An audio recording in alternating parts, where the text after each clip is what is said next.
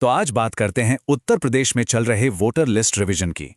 इस पूरी जानकारी को ठीक से समझने के लिए हमारे साथ अंत तक बने रहना बहुत जरूरी है, क्योंकि हम ये जानेंगे कि कैसे आप ये पक्का कर सकते हैं कि आपका नाम वोटर लिस्ट में एकदम सही सही शामिल हो। तो सबसे पहला और सबसे जरूरी सवाल यही है। उत्तर प्रदेश के हर एक वोटर के लिए ये जानना बेहद जरूरी है। और देखिए, इस पर एक्शन लेने का समय बहुत तेजी से निकला जा रहा है। जी हाँ, जो भी दावे और आपत्तियां हैं जो 6 जनवरी से शुरू हुई थीं, उनकी आखिरी तारीख है 6 फरवरी।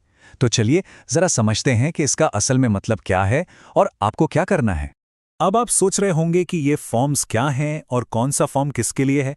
घबराइए नहीं, ये सुनने में जितना मुश्किल लगता है उससे कहीं ज्यादा आसान है। चलिए एक एक करके इसे समझते हैं। तो देखिए, ये टेबल सब कुछ एकदम साफ कर देता है। अगर किसी का नया नाम जुड़वाना है तो पकड़िए फॉर्म 6।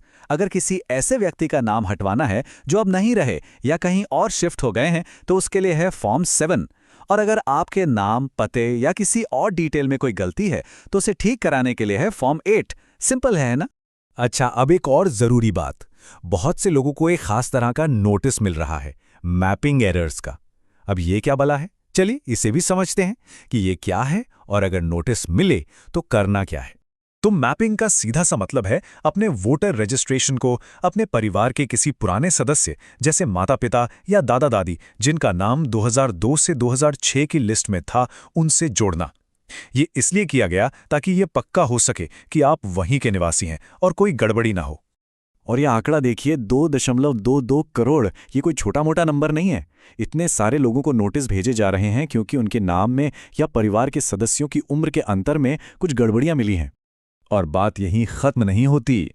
इनके अलावा 1.04 करोड़ लोग और हैं जिन्होंने ये मैपिंग की ही नहीं, और अब उन्हें भी नोटिस भेजे जा रहे हैं। मतलब करोड़ों लोगों को अपने डिटेल्स को वेरीफाई करने के लिए तुरंत एक्शन लेने की जरूरत है। तो अगर नोटिस आ गया है तो घबराना नहीं है। प्रोसेस बहुत ही सीधा साधा रखा गया है। आपको बस voters.eci.gov.in वेबसाइट पर जाना है, वहां upload documents against notice received पर क्लिक करना है, अपना वोटर आईडी नंबर डालना है और जरूरी डॉक्यूमेंट्स अपलोड कर देने हैं। टेक्नोलॉजी का कितना बेहतरीन इस्तेमाल है ना। अब सवाल आता है कि कौन से डॉक्यूमेंट्स लगेंगे। ये आपकी जन्म तिथि पर निर्भर करता है।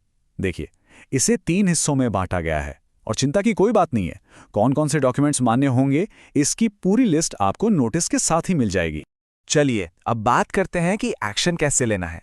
मतलब ये फॉर्म जमा कैसे करने हैं, ऑनलाइन या ऑफलाइन, क्या क्या तरीके हैं, आइए देखते हैं। तो आपके पास 2 रास्ते हैं, एक डिजिटल और दूसरा ट्रेडिशनल। आप voters.eci.gov.in वेबसाइट या ECI नेट ऐप से ऑनलाइन कर सकते हैं, या फिर अपने बूथ लेवल ऑफिसर यानी BLO से फॉर्म लेकर उसे हाथ से भरकर जमा कर सकते हैं। बस एक बात का खास ख्याल रखना है, अगर ऑनलाइन भरें तो रेफरेंस आईडी जरूर नोट करें, और अगर ऑफलाइन जमा करें तो दस्तखत वाली रसीद जरूर लें। ये आपका प्रूफ। और ये बात गांठ बांध लीजिए, जब भी कोई ऑनलाइन फॉर्म भरें तो एक रेफरेंस आईडी जनरेट होगी। इसे संभाल कर रखना बहुत बहुत जरूरी है। इसी से आप पता लगा पाएंगे कि आपके एप्लीकेशन का क्या हुआ, वो जमा हुआ, वेरीफाई हुआ या मंजूर हो गया। ठीक है, मान लीजिए कि आपको कोई दिक्कत आ रही है या कोई सवाल है, तो मदद कहां से मिलेगी? इसके लिए भी कई रास्ते बनाए गए हैं। देखिए, आजकल सब कुछ फोन पे है, तो चुनाव आयोग ने भी एक बहुत ही काम का ऐप बनाया है, ECI नेट ऐप। ये हर वोटर के लिए एक बहुत पावरफुल टूल है।